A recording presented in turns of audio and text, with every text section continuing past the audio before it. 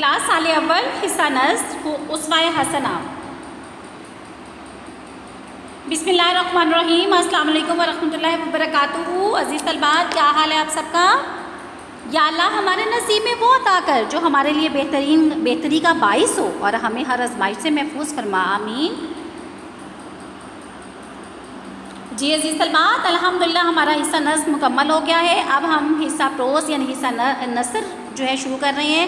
اس میں ہم آج سبق نمبر 1 جو ہے اسوہ حسنہ جو ہے ہمارا سید سلمان ندوی اس کے مصنف ہیں، اس سے آغاز کریں گے۔ سب سے پہلے بیٹا مختصر سا تعارف جو ہے سید سلمان ندوی کے بارے میں۔ جی عزیز طلبات، سید سلمان ندوی جو ہیں صوبہ بہار میں 1884 کو پیدا ہوئے۔ آپ علم و ادب کا ایک روشن ستارہ ہیں جس کی روشنی رہتی دنیا تک قائم رہے گی۔ آپ مولانا شبلی نعمانی کے چہیتے شاگرد تھے، اس لیے آپ نے ان کی شاہکار تصنیف سیرت النبی صلی اللہ علیہ وسلم کو مرتب کر کے شائع کرایا۔ سیرت النبی صلی اللہ علیہ وسلم کے بعد خطبات مدراس کے نام سے 8 لیکچر شائع کیے۔ آپ نے ساری زندگی دین و ملت کی خدمت کے لیے وقف کر دی، تحریک خلافت میں بھی بھرپور کردار ادا کیا اور ہندوستان کے مسلمانوں کے جذبات کی ترجمانی کی۔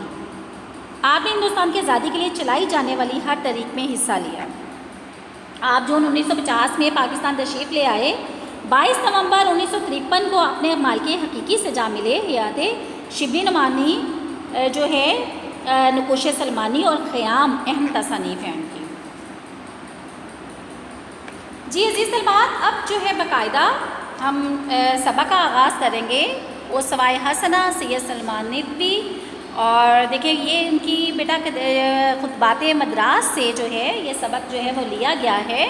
اس میں بیٹا پہلا یہ عبارت جو ہمارے سامنے ہے کہ خدا کی محبت کا اہل اور اس کے پیار کا مستحق بننے کے لیے ہر مذہب نے ایک ہی تدبیر بتائی ہے، اور وہ کہتے ہیں اس مذہب کے شارع طریقے کے بانی نے جو عمدہ نصیحت ہے کہ ان پہ عمل کیا جائے، لیکن اسلام نے اس سے بہتر تدبیر بتائی ہے۔ وہ تدبیر کیا ہے بیٹا؟ جی پیغمبر صلی اللہ علیہ وسلم کا عملی جو نمونہ تھا وہ ہمارے سامنے رکھ دیا، اور پھر کہا کہ اس میں کیا کرو، اس کی اتباع کرو۔ چانچہ اسلام میں 2 چیزیں ہمیں نظر آتی ہیں، کتاب اور سنت۔ کتاب سے مراد بیٹا قرآن مجید ہے، اور سنت سے مراد کیا ہے، جس کے لغوی معنی کیا ہے، راستے کے ہیں، اور اس پر کیا ہے کہ وہ راستہ جس پر پیغمبر اسلام صلی اللہ علیہ وسلم خدا کے کام پر عمل کرتے ہوئے گزرے۔ عزیز طلبات، دیکھا جائے تو اس پیراگراف میں جو ہے جو مصنف کہنا چاہ رہے ہیں وہ کیا ہے؟ اب دیکھیں بیٹا، جب سے یہ دنیا وجود میں آئی ہے اس وقت سے اللہ تعالیٰ یہاں پر اپنے بندوں کی اصلاح اور رہنمائی کے لیے مختلف اوقات میں نبی یا پیغمبر بھیجتے رہے ہیں نا۔ یہ پیغمبر اللہ تعالیٰ کے حکم سے جس مذہب کی بھی تعلیمات اس کے بندوں تک پہنچاتے، انہیں بنیادی بات یہ ہوتی تھی کہ جو شخص بھی اللہ تعالیٰ کی محبت حاصل کرنے کا خواہش مند ہو اور اس کے پیار کا مستحق بننا چاہتا ہو، اس کے لیے ضروری کیا ہے کہ وہ اس پیغمبر کی نصیحتوں پر عمل کرے۔ چاچے جو لوگ اپنے پیغمبروں کی نصیحت پر عمل کرتے رہے، اللہ ان سے راضی ہو جاتا تھا اور ان پر اپنے انعام و کرام کی بارش بھی کرتا ہے۔ لیکن اس کے برعکس کیا ہوتا تھا کہ جو لوگ گمراہ لوگ جو تھے اپنے پیغمبر کی بات پر عمل نہیں کرتے تھے، اللہ نہ صرف ان سے ناراض ہوتا بلکہ ان سے بعض اوقات ان پر کیا کرتا، غضب اور قہر نازل فرماتا۔ عزیز بات دیکھیں بیٹا، اسلام جو اللہ تعالیٰ کا آخری مذہب ہے اور اس نے اس کے ماننے والوں کو اللہ تعالیٰ کا قرب اور اس کی محبت حاصل کرنے کے لیے پہلے تمام مذاہب سے بہتر طریقہ بتایا ہے۔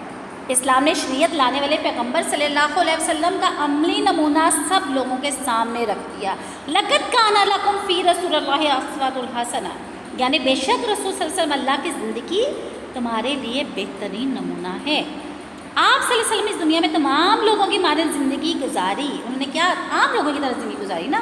آپ صلی اللہ علیہ وسلم کی زندگی کا ایک ایک لمحہ ان کے دور کے لوگوں کے سامنے کھلی کتاب کی مانند تھا، اور احادیث کی شکل میں بعد میں آنے والوں کے لیے محفوظ ہے۔ حضرت صلی اللہ علیہ وسلم کا زندگی بھر کا یہ عمل بیٹا نمونہ، جو عملی نمونہ جو تھا دوسرے پیغمبروں سے کہیں زیادہ بہتر اور موزوں ثابت ہوا، کیونکہ انسانی فطرت ہے کہ وہ سنی سنائی بات کی نسبت آنکھوں دیکھی بات کو ترجیح دیتا ہے۔ لوگ کسی کو کوئی فعل کرتے دیکھ کر اس پر زیادہ عمل کرتے ہیں، جبکہ اس کے بارے میں سن کر اس پر اس قدر عمل نہیں کرتے۔ چونکہ اللہ تعالیٰ نے اپنے محبوب صلی اللہ علیہ وسلم کا عملی نمونہ ہمارے سامنے رکھ کر ہمیں یہ موقع بخشا ہے کہ آپ صلی اللہ علیہ وسلم کے عملی نمونے کی پیروی اور اطاعت کر کے اللہ تعالیٰ کی محبت اور اس کا پیار حاصل کرنے کے کامیاب ہو سکیں۔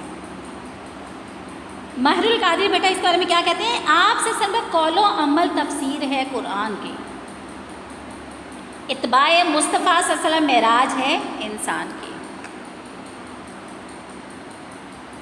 جی جی سر بات اب دیکھیں دوسری عبارت میں جو بات ہو رہی ہے کہ وہ تمام اشخاص جو کسی مذہب یعنی دیکھیں جو کسی مذہب کے حلقہ اطاعت میں داخل ہوں، ناممکن کہ وہ کسی ایک ہی صنف انسانی سے تعلق رکھتے ہوں۔ اس دنیا کی بنیاد اختلافات عمل پر ہے، باہمی تعاون اور مختلف پیشہ اور کاموں کے ذریعے سے یہ دنیا چل رہی ہے۔ اس دنیا میں کیا ہے؟ تمام لوگ ہیں نا، اس میں بادشاہ ہے، رئیس ہے، جمہور ہے، حکام ہے، ضروری محکوم، حاکم، مطیع، فرمانبردار، ریاست، سب، اور وہ سب کے سب جو ہیں وہ کیا ہے؟ اسلام تمام انسانوں کو سنت نبی صلی اللہ علیہ وسلم کے اتباع کی دعوت دیتا ہے۔ دیکھیں بیٹا، اگر اب دیکھا جائے کہ اس میں جو ہے مصنف آپ کو کیا کہنا چاہ رہے ہیں کہ اللہ تعالیٰ نے اس دنیا میں بندوں کی نمائش کے لیے مختلف نبیوں اور پیغمبروں کو بھیجا۔ یہ نبی اور پیغمبر کیا کرتے تھے؟ اپنی قوم کے سامنے جو بھی مذہبی شریعت پیش کرتے تھے اس کے ماننے والوں میں ہر طرح کے لوگ شامل ہوتے تھے، کیونکہ یہ بات ممکن ہی نہیں کسی بھی مذہب کو ماننے والے تمام اشخاص ایک ہی قسم اور ایک ہی طرح کے انسانی گروہ سے تعلق رکھتے ہوں۔ دراصل اس دنیا کی بنیاد ہی اس بات پر رکھی گئی کہ یہاں پر عہدے، مرتبے، پیشے اور اعداد و اطوار کے لحاظ سے ایک دوسرے سے مختلف لوگ ہوں۔ اس اختلافی عمل کے اصول کے تحت ہی اس دنیا کا نظام چل رہا ہے۔ اگر دیکھا جائے بیٹا کہ مختلف پیشوں اور مختلف عہدوں سے متعلق لوگ ایک دوسرے کے کام آتے ہیں، ایک دوسرے کی مدد کرتے ہیں، ایک دوسرے کی خدمت کے حاجت مند ہے، اور اس سلسلے میں دنیا کا یہ کارخانہ جو ہے وہ جاری و ساری ہے۔ بالفرض اگر سبھی لوگ کاشتکاری کے پیشے سے منسلک ہوتے تو ان کی دوسری ضروریات جو تھی مثلا رہائش، کپڑے، جوتے وغیرہ کون اور کس طرح پورا کرتا؟ یہی وجہ ہے بیٹا اس دنیا میں اگر کچھ لوگ کاشتکاری کے پیشے سے متعلق ہیں تو کچھ لوگ ان کی رہائش کی ضروریات پوری کرنے کے لیے معماری کا پیشہ اختیار کرتے ہیں۔ کوئی کپڑے بننے والا جلاحہ ہے تو کوئی جوتا بنانے والا موچی ہے۔ غرض مختلف پیشوں کے سے تعلق رکھنے والے لوگوں کے ایک دوسرے کے ساتھ باہمی تعاون سے ہی دنیا کا یہ نظام چل رہا ہے۔ یہی وجہ ہے بیٹا کہ اس دنیا میں اگر بادشاہ کے سردار کا ہونا ضروری ہے جو حکمرانی کے فرائض سر انجام دے تو اس کے ماتحت فرمانبردار رعایا کا ہونا بھی ضروری ہے۔ جو بادشاہ کے مقرر کردہ جو حکام ہوتے ہیں ان کی اطاعت اور پیروی کریں تاکہ ملک کا نظم و نسق بہتر طریقے سے چلایا جا سکے۔ قرآن پاک میں کیا ہے؟ وَأَطِیعُوا اللَّهَ وَأَطِیعُوا الرَّسُولَ، اللہ تعالیٰ کی اطاعت کرو، اس کے رسول صلی اللہ علیہ وسلم کی۔ در حقیقت دنیا میں جو ہے ہمیں طرح طرح کی مختلف اقسام اور پیشہ سے تعلق رکھنے والے لوگوں کا اپنے اپنے دائرۂ کار میں رہ کر ایک دوسرے سے تعاون ہی دنیا کے اس نظام کو کامیابی سے چلنے میں مدد دے رہا ہے۔ تو عزیز طلبات، اس عبارت سے میں کیا سمجھ آئی کہ دنیا میں جو بھی انسان ایک دوسرے سے تعلق رکھنے والا ہے اب وہ اس کے لیے کس کی اطاعت ضروری ہے؟ جی، اس کی اللہ کی اطاعت اور پھر کس کی؟ حضرت محمد صلی اللہ علیہ وسلم کی اطاعت ضروری ہے۔ اور بہترین نمونہ ہے ہمارے پاس کیا؟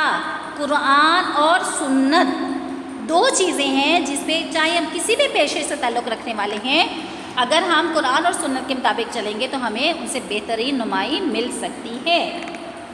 جی بیٹا، اب دیکھیں عبارت نمبر اسی صفحے کی پہلا صفحہ ہم پڑھ رہے ہیں، اس میں 3 عبارتیں تھیں، تیسری عبارت ہم پڑھ رہے ہیں کہ انسانوں کے ہر طبقے اور صنف کے لیے سیرت پاک صلی اللہ علیہ وسلم میں نصیحت پذیری اور عمل کے لیے درس اور سبق موجود ہے۔ ایک حاکم کے لیے محکوم کی زندگی، ایک دولت مند کے لیے غریب کی زندگی، ایک غریب کے لیے دولت مند کی زندگی بہترین نمونہ ہے۔ اس لیے ضروری ہے کہ عالمگیر دائمی یعنی ہمیشہ کے لیے زندگی ان تمام مختلف مناظر کے رنگ برنگ پھولوں کا گلدستہ ہے۔ اب کہتے ہیں ہمارا اٹھنا بیٹھنا، کھانے پیتے ہیں، ہم سوتے جاگتے ہیں، ہنستے ہیں، روتے ہیں، پہنتے ہیں، اتارتے ہیں، سیکھتے ہیں، سکھاتے ہیں، مرتے ہیں، مارتے بھی ہیں، کھاتے بھی ہیں، کھلاتے بھی ہیں، سان لیتے بھی ہیں، کرتے بھی ہیں، جان دیتے بھی ہیں، بچاتے بھی ہیں، عبادت و دعا بھی کرتے ہیں، کاروبار بھی ہے، مہمان بھی بنتے ہیں، میزبان بھی ہیں۔ ہمیں ان تمام امور جو ہمارے مختلف افعال جسمانی سے تعلق رکھتے ہیں اس کے لیے عملی نمونے کی ضرورت ہے، اور وہ جو ہر نئی حالت کے پیش آنے والے ایک نئی ہدایت کا سبق نمائی کا درس دے، اور وہ نمونہ کون ہے؟ حضرت محمد صلی اللہ علیہ وسلم کی ذات اقدس۔ دیکھیے بیٹا، اللہ تعالیٰ نے اس دنیا کی بنیاد ہی اس اصول پر رکھی کہ یہاں پر مختلف پیشوں، حیثیتوں اور طرح طرح کے اعداد و اطوار کے حامل لوگ پائے جاتے ہیں۔ یہ قسم قسم کے لوگ اپنے اپنے فرائض کے انجام دہی میں اگر دوسروں کی مدد کے محتاج ہوتے ہیں تو دوسرے بھی ان کے تعاون و مدد کے ضرورت مند ہوتے ہیں۔ انسان چونکہ دیکھیے معاشرتی حیوان ہے نا، اس لیے آپس میں مل جل کر رہنے کا عادی ہے، مل جل کر رہنے کے لیے اسے ایک دوسرے کی مدد اور تعاون کی ضرورت پڑتی ہے. اور اگر معاشرے میں اگر دیکھا جائے بیٹا معاشرے میں رہتے ہوئے ہمیں اگر معاشرے کے لیے بادشاہ یا قبیلے کے لیے سردار کی ضرورت پڑے تو اس کے ماتحت رہنے اور اس کے احکامات بجا لانے کے لیے مطیع اور فرما بردار رعایا کا ہونا بھی تو ضروری ہے نا. اس طرح کہ دنیا میں دولت مند لوگوں کے موجود ہیں تو ان کے تحت رہنے والے غریب لوگ بھی ہیں. تاجر اور سوداگر معاشرے کے لیے ضروری ہیں تو خریدار بھی ضروری ہیں. لوگوں کو قانون پر عمل درآمد سکھانے کے لیے قاضی اور ججوں کی ضرورت ہے تو امن و امان برقرار کرنے کے لیے فوج بھی بہت ضروری ہے. اور یہ میں ایک ایک آپ کی اس کی وضاحت کر رہی ہوں. غرض اس دنیا میں انسانوں کی جس قدر بھی بیٹا آپ کہہ سکتے ہیں جس قدر بھی گروہ ہے نا اور جتنی بھی اقسام ہیں ان سب کو اپنی اپنی زندگی گزارنے کے لیے عملی نمونے کی ضرورت ہے. اب حضور اکرم صلی اللہ علیہ وسلم کی ذات پاک میں ہر قسم اور ہر طبقے کے انسانوں کے لیے نہ صرف نصیحت کے ساتھ سامان موجود ہے بلکہ عمل کے لیے سبق بھی موجود ہے. اب دیکھیے بیٹا اس میں کیا چیز بتائی جا رہی ہے. اس حقیقت سے ہم انکار نہیں ہو سکتا کہ ایک حکمران کے سامنے اس کے ماتحت رعایا کی زندگی مثال کے نمونے کے طور پہ پیش نہیں کی جا سکتی اور نہ ہی کوئی دولت مند کسی غریب کی زندگی سے یا غریب کسی دولت مند کی زندگی سے سبق حاصل کر سکتا ہے یا ایسے بطور نمونہ اپنے پیش نظر رکھا جا سکتا ہے. حکمران ایک مثالی حکمران کی زندگی کو امیر کی زندگی کو غریب کسی جو غریب شخص ہے بیٹا کسی غریب کی زندگی کو ہی نمونہ بنا سکتا ہے. چنانچہ ضرورت اس امر کی تھی کہ اس دنیا میں طرح طرح کے لوگوں اور ان زندگی کے مختلف پہلوؤں کو کسی ایک ذات میں جمع کر دیا جائے جو دنیا بھر کے لوگوں کے لیے رہتی دنیا تک نمونے کا کام دے سکے. یہ ذات حضور اکرم صلی اللہ علیہ وسلم کی ذات ہے جو ہر قسم کے طبقے کے لوگوں کے لیے ایک مکمل نمونے اور مثال کی حیثیت رکھتی ہے. چاچے سید سلمان ندوی نے ترشید طلب شعر میں بیٹا کہ آپ کہہ سکتے ہیں کہ عبارت کے آخر میں رنگ برنگ پھولوں کے گلدستوں کی مثال دی ہے. جس طرح گلدستے طرح طرح کے رنگ اور آپ کہہ سکتے ہیں جس طرح گلدستے طرح طرح کے اور رنگ برنگے پھول شامل ہوتے ہیں جن کی الگ الگ خوشبو ہوتی ہے لیکن گلدستہ حسن و خوبصورتی اور دلکشی کا ایک مجموعہ تاثر بھی دیتا ہے نا مجموعی تاثر بھی دیتا ہے. یہی صورتحال حضور اکرم صلی اللہ علیہ وسلم کی ذات اقدس کی ہے. آپ صلی اللہ علیہ وسلم کی ذات پاک میں ہر طرح کی خوبیاں موجود ہیں. ٹھیک ہے. اب یہ دیکھیں عزیز طلبات ہم نے آج جو ہے اسوہ حسنہ سید سلمان ندوی آج ہم نے اس کا پہلا صفحہ جس میں 3 عبارت تھی وہ الحمدللہ ہم نے پڑھی ہیں. اللہ تعالیٰ آپ سب کی حفاظت فرمائے اپنے حفظ و امان میں رکھیں اور اپنے والدین کی بیٹا بہت خدمت کریں. دین و دنیا کے مطابق اپنے جو ہے دین اور دنیا کو ساتھ لے کے بیٹا چلیں. جیسے کہ ہمارا ٹاپک ہی آج کیا تھا اسوہ رسول تو بیٹا ہر قدم ہمارا اٹھنے والا جو ہے سنت اور قرآن و سنت کے مطابق ہونا چاہیے. اللہ تعالیٰ ہم سب کی حفاظت فرمائے.